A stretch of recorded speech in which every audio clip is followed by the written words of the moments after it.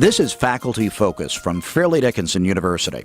On this edition, we feature Dr. James Kenny, Associate Professor of Criminal Justice.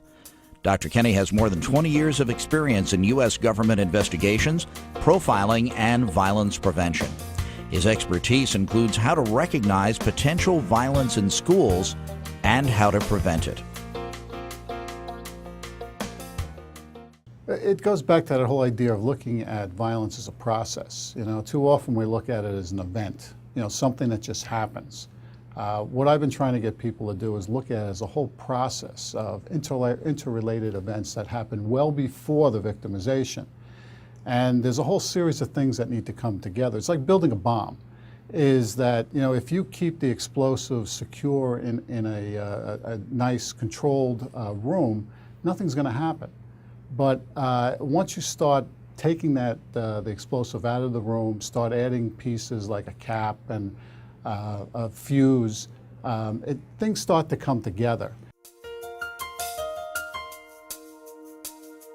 You don't look for any one thing. There's many things you look at, and you look for things over a period of time.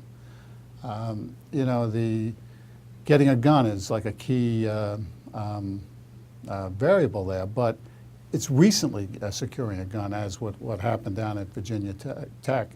There's many other things too. Is past violence, is what we call posing a threat and making a threat is two totally different things. In fact, it's amazing, after every major shooting, if you watch the newspaper articles the day after, they'll always say is, who could have ever predicted it?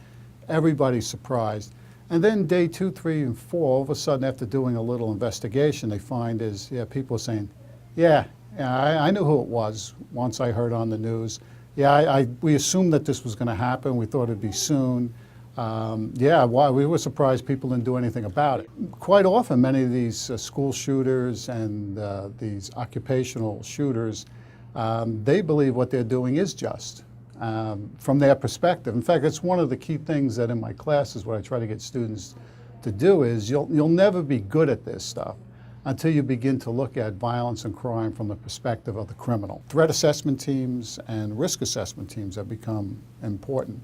And what they do is basically you bring in a lot of people from a lot of different sources and aspects. And usually somebody's heard something, and this whole coordinated approach. And it's one of the things I do recommend that colleges and workplaces, as well as government and agencies, start to use.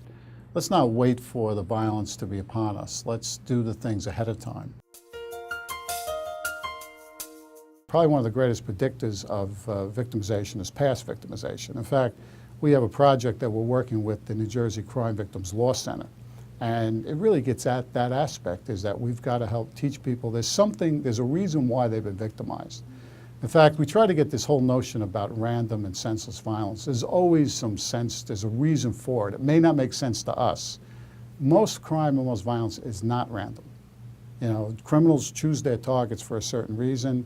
They look for certain types of individuals, situations, and victims. And that's one of the things we try to teach our students as practitioners in the field, but also crime victims, is that try to help them. There's usually a reason why they've been victimized. Maybe we can help understand that and give them some skill sets to stop being victims.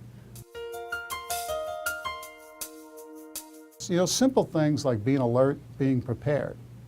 How would you deal with a situation? In fact, in my classes, what we try to do is present them with real-life crime situations and say, all right, how would you handle this? What would you do in this type of situation? And that's how we train our law enforcement, is that, we can't have them thinking when they're in a life or death situation. You have to just react. For more information about Jim Kenny and the Criminal Justice Program at Fairleigh Dickinson University, go to www.fdu.edu.